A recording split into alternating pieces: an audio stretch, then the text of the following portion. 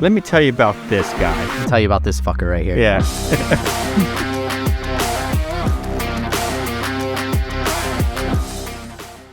I really appreciate that I've made no investment in these lights, and it's still just parchment paper over. It's over working. light bulbs. I mean, we get a little bit of shadow back here, but yeah, I need the headlights. I'm not looking for it on the podcast, and we have that black. Yeah, you can't see it on the podcast. What screws it up is like sometimes it's really difficult to get all the green to go away. Oh. Like I gotta do some major playing around to like get it to go away. It's just a convenience thing. It's not like I've been able to get rid of it basically every time. But if you notice, like some of the episodes have like a little like gray spot down here, or like maybe one up here that pops up every now and again. It's because of that and like the way the lighting changes. Because I haven't noticed. Okay, well there you go. I haven't noticed sound problems. I haven't noticed any video problems. Okay, then we're all good. That's all that matters. All right. As long as you don't notice. Tenix doesn't care. Can I see the guy? Yeah. Can I hear him? Yeah. We're good. I mean, we're the generation that used to like. You're used to looking at like 2080p.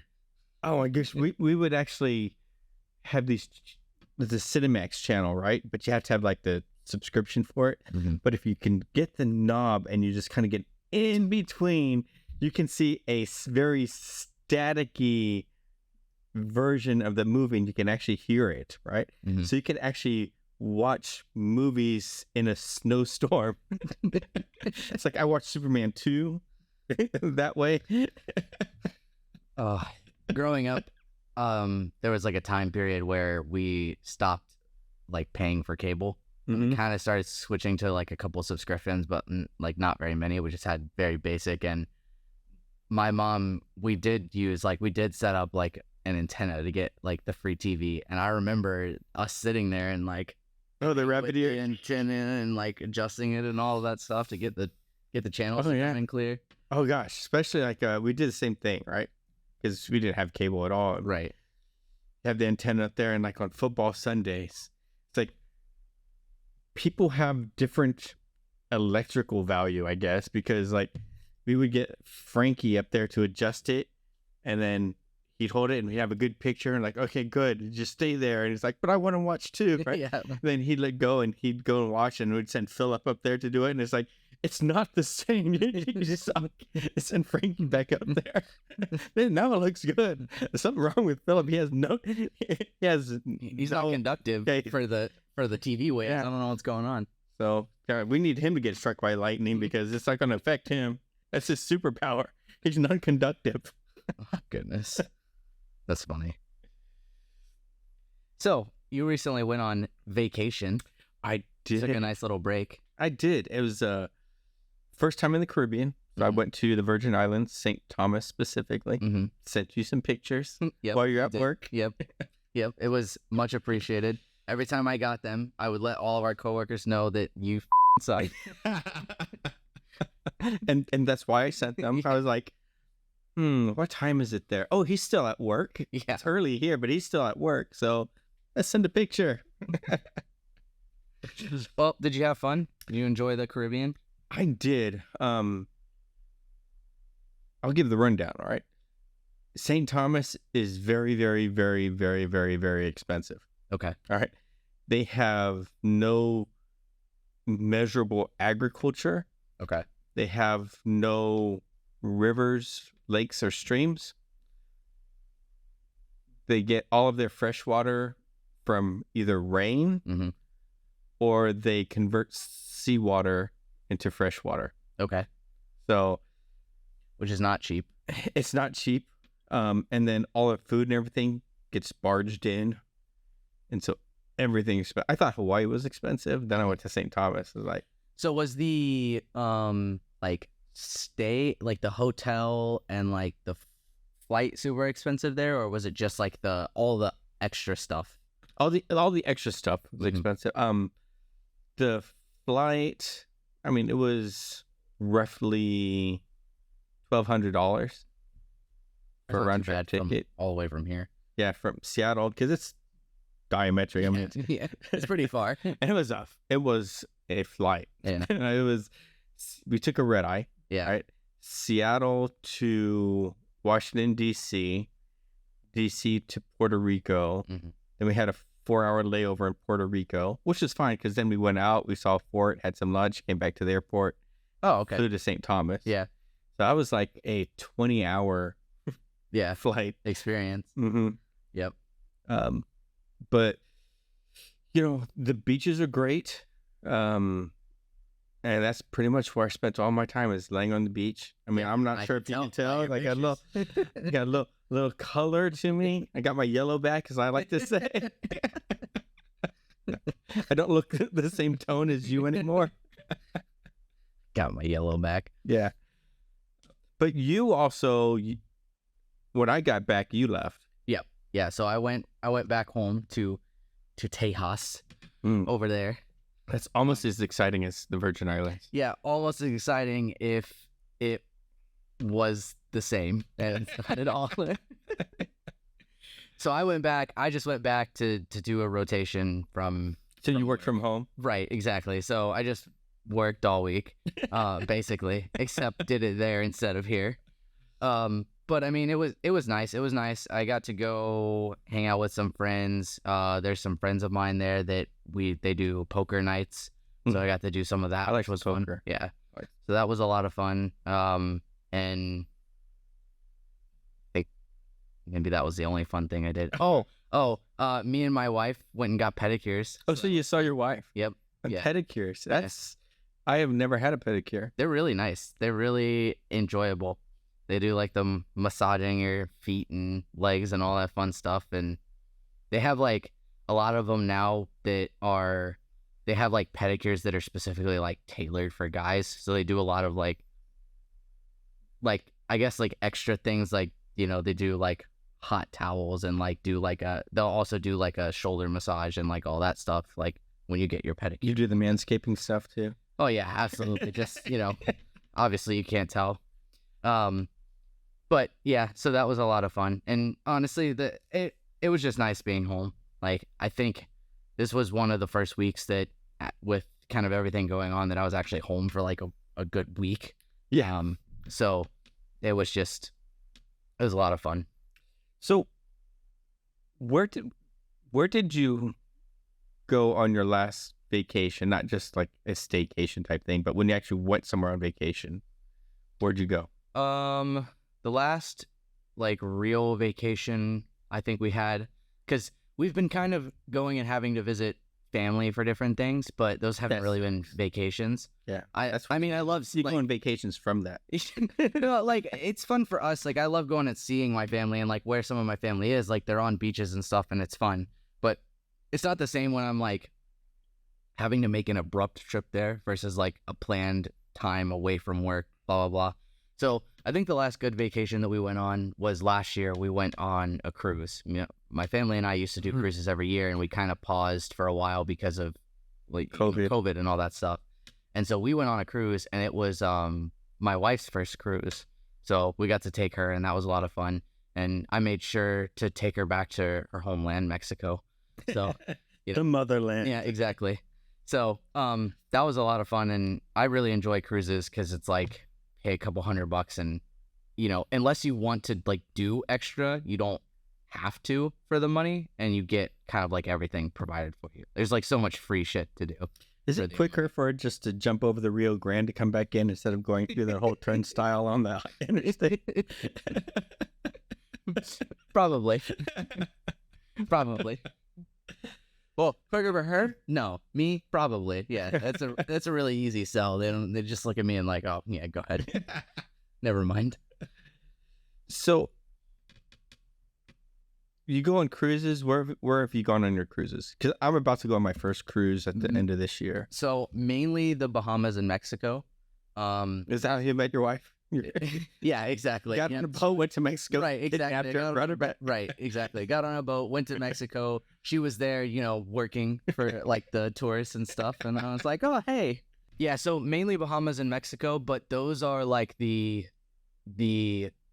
so we really couldn't most of the time afford more than like a 3 or 4 day cruise. And those are the most common like 3 or 4 days that leave out of Port Canaveral in Florida, where when I was growing up and in high school. So Bahamas and Mexico were the main cruises that we would take. Mainly the Bahamas because that was like the cheapest, and it's right there out of Port Canaveral. It's not very far down there. So yeah, where are you going? So my first cruise is going to be Caribbean. It's Ocho Rios and the Cayman Islands out of Miami.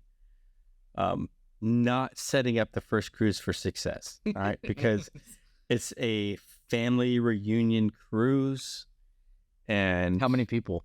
Oh, let's see. It's my nephew, who I don't really like, and his fiance, who nobody really likes.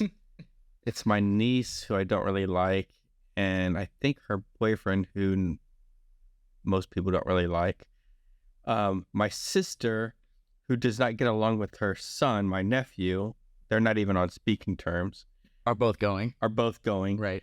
And then both my parents, who I do like, and then myself.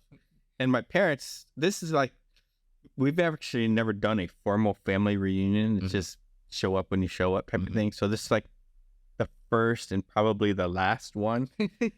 And my parents are just like, I know the kids can't afford this stuff, so we'll just pay for everybody's cruise fare. Except mine. It was like, Mike can afford it. Yeah, you can afford it, so you pay for it. And then in their defense, I'm not going to do my first cruise like the niece and nephews, interior cabin, no windows type of thing. Right, yeah. I'm getting a balcony. Yeah, you're going, like, it's your first one. You're going all out. I'm getting a balcony because I have a hunch after, like, the family breakfast, I'm just going to go back to my room, lock the door, go onto the balcony, lay down, and be away from everybody for hours at a time. So all these people that don't like each other, are they getting locked in the same room? No, like the nephew and his fiance is going to have their own cabin, and then the niece and her extra is going to have her own cabin. My sister will have her cabin. My parents will have their cabin. I'll have my cabin. Yeah, so we did a balcony one time because I think we got like upgraded, and so it was part of like that package or whatever that we got upgraded to, or it was like some special or something like that. And so we did it one time, and the balcony was amazing. It's great. It's not too bad like going from a balcony to like a window or whatever, but we have done, I think we did one cruise where we couldn't afford like they were a lot more expensive that year or whatever it was, and so we had an interior room, and it makes all the difference. Even having just a little like porthole makes all the difference versus being in the interior. You can't tell when it's day, night. You wake up and you're like, I know what time it is. Like, so when I was in the Navy, I had the top secret clearance. So we worked in a skiff, and it's this interior room with magnetic locks and codes and that kind of stuff, and soundproof. And it's like we're in there, and you lose all track of time and anything. You can't. There's no sensory. Right. Yeah. So the last project I was on, there was a room like that, and that's where all of like the testing was happening out of. And I would walk out, and I'm like, how long was I in there? This is how they tricked me into working longer. Yeah, because we had in that space, this is a little while ago, so we had a small TV because there's not a lot of room. So I think it was like a 13-inch TV. Yeah. And I want to say it was a Nintendo connected to it. And so when we're not on watch, go in there and you play the game, and then you don't have any idea how long you've actually been in that space. Right. It's crazy. So, yeah, I don't want that space. I want something with the air. Yeah. I want to see the water. Yeah. And when I was in the Navy, I really enjoyed being underway. I like being underway more than I like being in port. And it's just to get out onto the weather decks where nobody else is, because I'll go to like the very top deck into this one little area where there aren't any people. And I even do it at nighttime, which is against rules, because if you fall off, nobody's going to know. Yeah. But especially at nighttime. That's fine. Nobody will save you either on the cruise, so it's all good. Yeah, but they'll let the next of kin know. This one, like 4 days later, I haven't seen King in 4 days. Yeah, they let everybody know, but yeah. But it's like you just seeing the stars at nighttime when there's absolutely no lights anywhere. I mean, yeah, it's amazing. Yeah. And calm and peaceful. Yeah. So. Yeah, I really enjoy cruises because, you know, everything that you would want out of a cruise that like would allow you to communicate with other people outside of the people that you're with on the cruise, you always have to pay for. So it's very easy to justify like, no, I don't have internet. I don't have cell service. I don't have any of those things. So you can actually disconnect. Like, no, I'm just not going to have it. So, you know, whatever. Like, so what I'm not looking forward to is, my parents like forms of entertainment that I have no interest in and am not amused by. And so we're like, well, let's go to this show. I'm like, let's don't say we did. You know? What cruise line are you going on? Well, they like Carnival because it's really, really, really cheap. Yeah, for it cruise is. lines. That's what we typically went on, but I will say we did Royal Caribbean one time, and at least in my opinion, so like the general stuff to do on the boat there was more of, but the entertainment and food and like service and all that stuff, at least in my opinion, from the one-time switch was terrible compared to Carnival. So really, I really enjoyed Carnival's. Like we've always enjoyed their food and their entertainment and stuff like that, and it was better, at least in my opinion. All right, so Carnival Cruise Lines, you know, sponsor us. At least he is giving you the thumbs up, right? Yeah. Royal Caribbean, I guess you're out. You know, I'm not going to sponsor us on this based on this episode, but also Carnival. Hey, I can make a whole podcast. I can make a video of my very first cruise being on Carnival, and we can release it to the masses, like all 23 of our subscribers. Exactly. All 23 of our family members. Their comedy shows are really good too. So they do comedy. They do like a more family friendly one, and then like adult shows later at night, like around 11 or something like that. And both are really good. And usually the comics, like they'll mix it up, but they'll also do they'll do the family show, and then they'll do the same show but like with the adult twist. So it's like the same show, but you get all of the things that the kids are supposed to hear. So we haven't gone that we've seen anyone bad yet. They've always been good. And you talk about politics and religion. I don't know. They talk about all kinds of shit. All right. But yeah, it was a lot of fun. And they've always been a lot of fun. The comics were great. They have great drinks on Carnival too. I have not enjoyed any stand-up comedy in such a long time because it's always politics. Yeah. And I would say there was, at least these past couple of times that I'm gone, especially the last one, like there was no politics. It was all just like, you know, it was a bunch of other stuff, but it wasn't any politics or anything like that. They talked about like things on the cruise and, you know, talked about like, they told like personal stories and stuff like that were funny, but no politics or anything like that. But I feel you there. That's usually what a lot of comedians now like to play on, and it's so overdone. It's like, great, I've heard the same 6,000 things about Trump or Biden and I'm over it, and they're not even running right now. It's just yeah.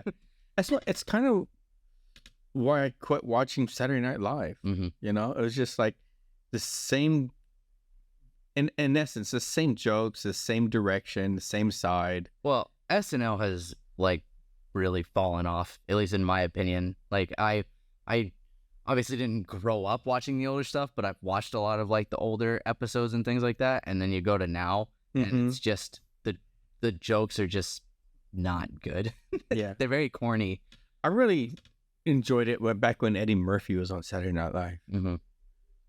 But there was good years after that too. Those were just the really memorable ones for me. Yeah, I mean, you have like iconic comedians that always get up there and they do a really good job. Like Will Ferrell, any of his SNL stuff is almost always funny, and it's all Chris Farley.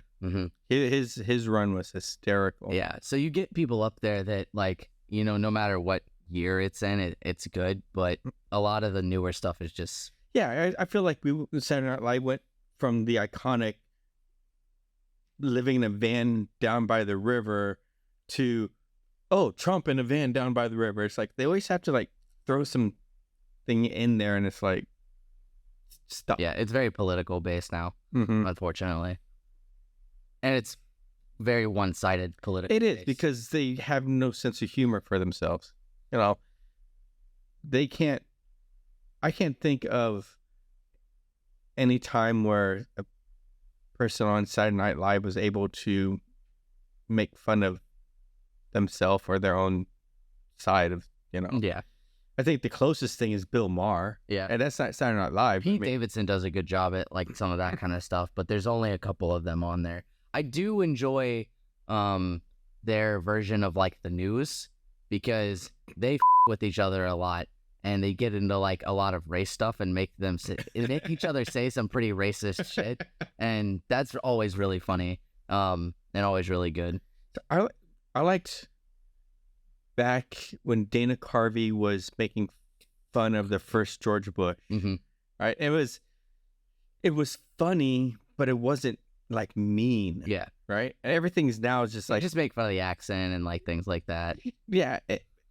Now things are just like mean and personal, and it's not really funny unless you just hate that person, you know? Yeah. So anyway, has nothing to do with vacation. That's okay. But anyways, I think you'll enjoy it. You said you're going later this year, right? December. Yeah. So I actually that's an interesting time to go. Well, it's actually very convenient because my good friend is getting married in Georgia on the 9th. Okay.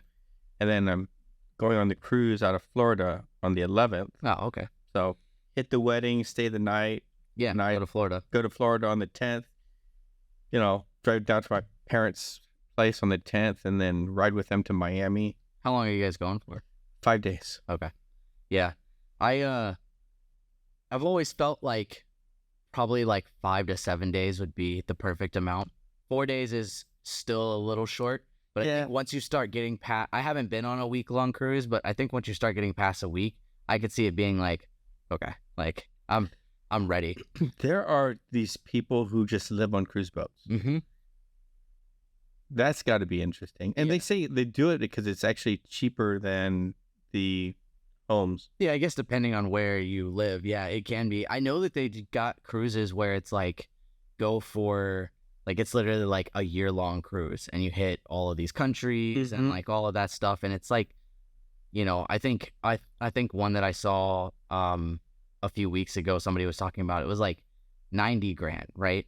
Which is a lot of money, but all the free food, you're traveling everywhere. Yeah. Like honestly, just those two things alone, if you traveled to every country that you're visiting and you ate like the amount of food that you're going to eat on the cruise and stayed somewhere, you'd spend way more than what you spend on a cruise line.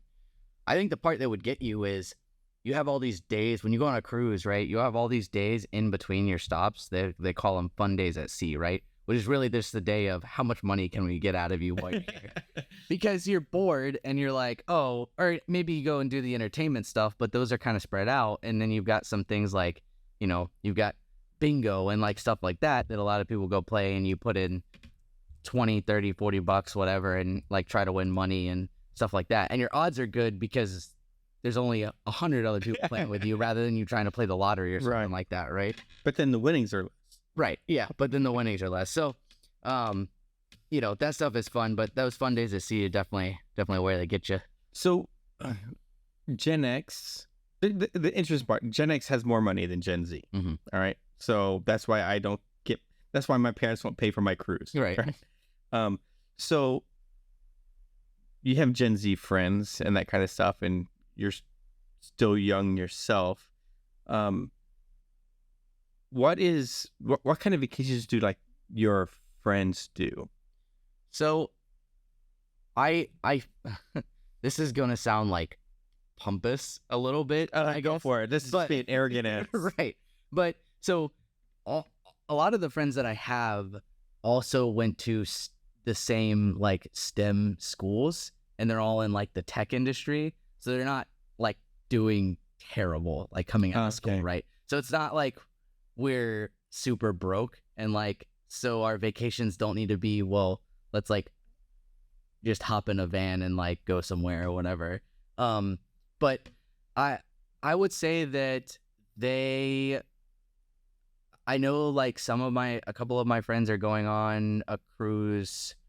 I think it's later this year, and they've been planning that for a while. And they really enjoy those. I think speaking more from, I guess some of my people I know, like their friends who are still like did not work in like the tech industry or anything like that. They, I think they more enjoy like kind of the road trip, type of vacation, right? They can go visit a lot of places. All they really need to, if it's 3 or 4 of them, they just all chip in for some gas, food, whatever, and, just go on a road trip and like stay in cheap places and stuff like that. So I don't know. I think that's probably a better perspective of, typical Gen Z. I think it's still kind of like, I think that generation wise, like hasn't changed much. It's like road trip is still kind of the thing to like do and like go escape. It's still like, I'm kind of curious, like, even if you have the money, does that affect what you want to do, or do you still want to go to Panama City Beach? Yeah. So I would say, I don't know about everyone, but I would say like my things to do are anything that I can truly like disconnect. So if I can be able to disconnect, kind of like we talked about a couple of episodes when I come home, right? But if I can like truly disconnect from work and like not have to worry about like my self-service and people still blowing me up and able to call me, because if people call me, I'm just that type of person, like I typically answer, right? So I think anything that I can disconnect, and cruises make that very easy because a lot of times I don't have service. So that's my preference. Would you go glamping? What is glamping? It's glamour camping. Oh, so like RV like style camping? No. So glamping, there's actually places where they have these set up tents and like bubbles or whatever that are so they have, you can have a yurt, you can have those domes, but there's also places like in Moab where they have these tents that are in a fixed location. They're probably the size of this apartment minus the bedroom and stuff. But they have like energy rental, no air conditioning, right? But it's open. But you go out there and it's camping, but you have the bed, right? That kind of it's camping, but it's a little more permanent setup. You got some electricity and bed, all that good stuff. It's less than a hotel or a condo, and outdoors, right? So less than an RV, but better than just pitching a tent and sleeping on the ground. I would argue I'd rather go glamping than an RV. That's what I'm saying. So like it's one step down from an RV. I'd say it's a step up. Well, I guess what I mean is like all the amenities that you get with like an RV, like you get the air conditioning. Oh yeah. Yeah, I just mean like the like it's more basic than that, but a step up from like just sitting on the ground or whatever. Exactly. You're still camping outdoors. Yeah, but I would agree. There's been a couple of times that I have been in an RV, like staying somewhere, and to me it's not that enjoyable. And I've been camping and I enjoy camping, but it does suck like sleeping on the ground, pinching a tent, and you have like nothing. It's just dark and like, all right, well, I'm just getting eaten by mosquitoes and laying here. So I think that would actually be fun. I know that you can do that in a lot of other like countries too, especially like mountain. Like I've seen like videos of like the mountain like glamping thing and stuff like that where they had like the little bubble and I've seen some that were like more expensive than some hotels. Like, this is crazy. Yeah. But it'd be interesting. We should look up some glamping opportunities. Yeah, you're really just paying for like the location and the view, honestly. Yeah.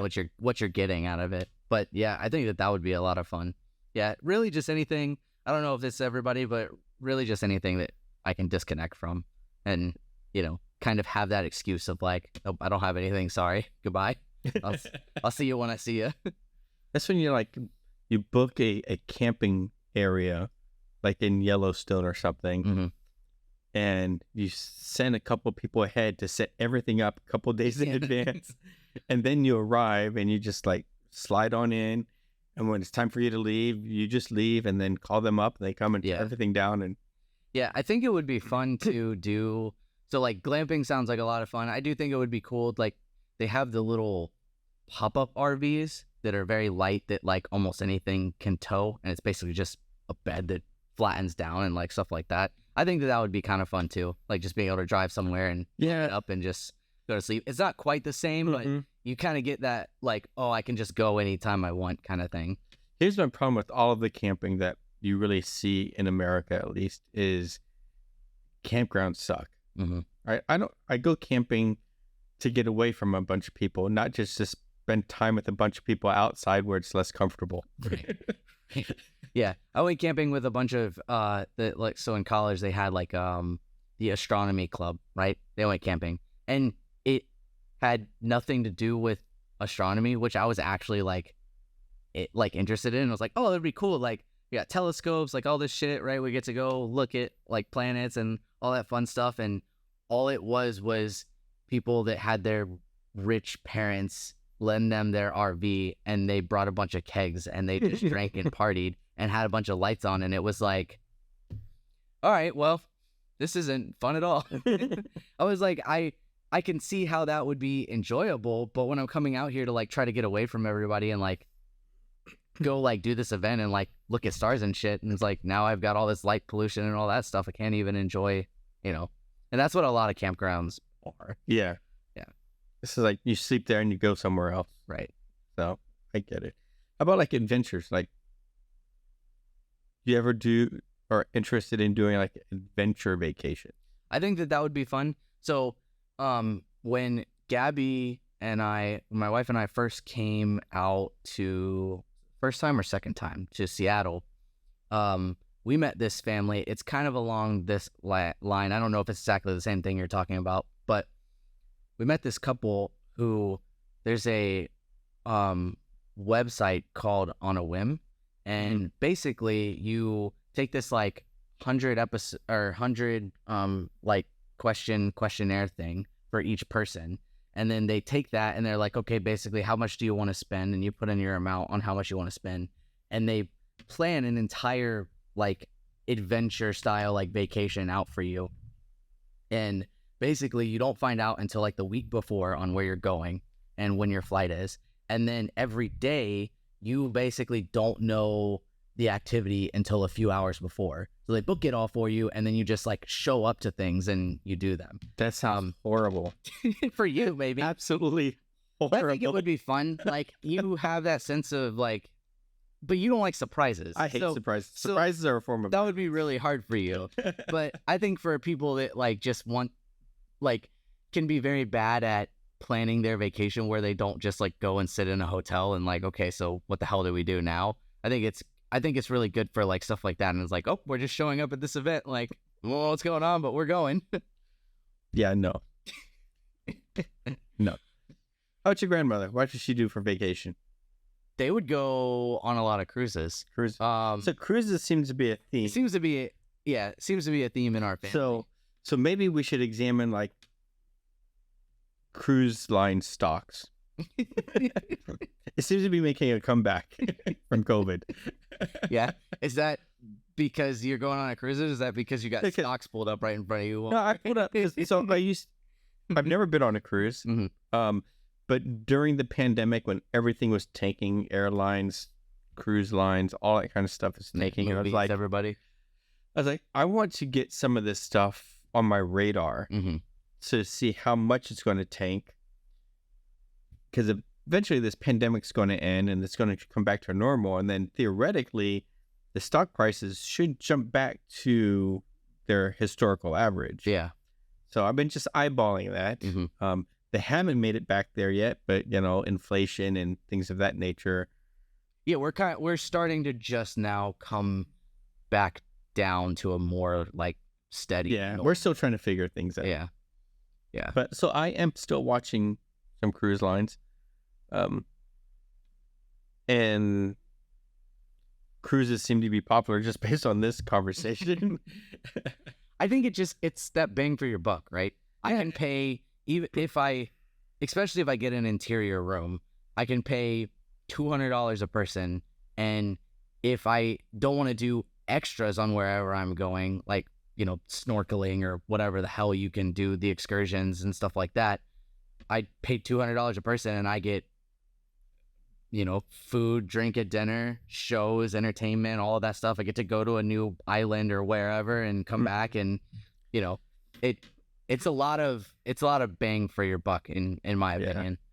And I've already been made aware there's going to be certain aspects of the cruise that I'm going to hate, like at the beginning when you all have to line up and listen to the safety briefing. So I don't know the last time your parents have been on a cruise, but Carnival changed all that. You don't have to do that. So you can just watch a video and it's going to be signature. Sort of. It'll basically be, you won't have to line up or anything like that. On the first day, you'll walk in. They'll assign you a place to go to, and at some point within the first 5 hours, you just have to go there, check in with them. They'll go over things. It's 5 minutes, and then you're on your way. They used to do the lineup thing, and that part sucked. You would literally stand there waiting for about an hour while everybody gets to their muster station and sit there, and then it'd be like, okay, and then we're gonna do this announcement, and then you get to go. They don't do that. And I'm just like, you know what?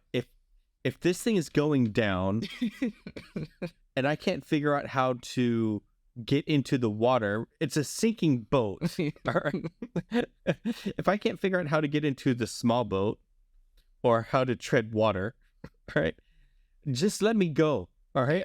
I'm going down with the ship. Yeah. Just give me the captain's hat. Let him get on the raft. I'm going down with we thought the same thing. I was telling my wife, all right, just get ready. This is gonna be the worst part of the cruise.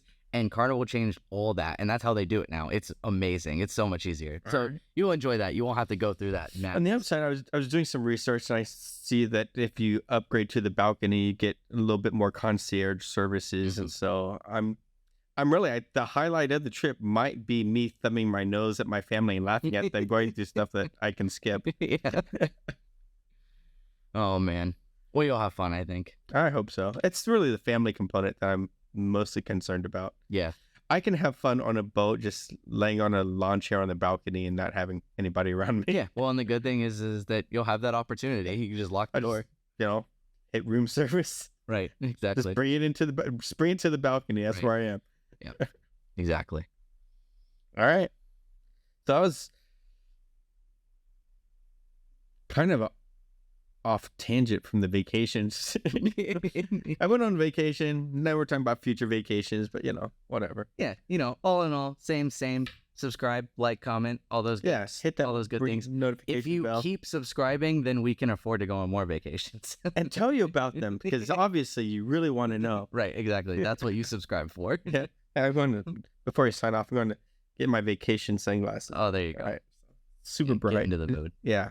Beachin. Thanks, guys. Peace be the journey. Peace be the journey. I just wanted to try that. It's pretty awesome, huh? Yeah.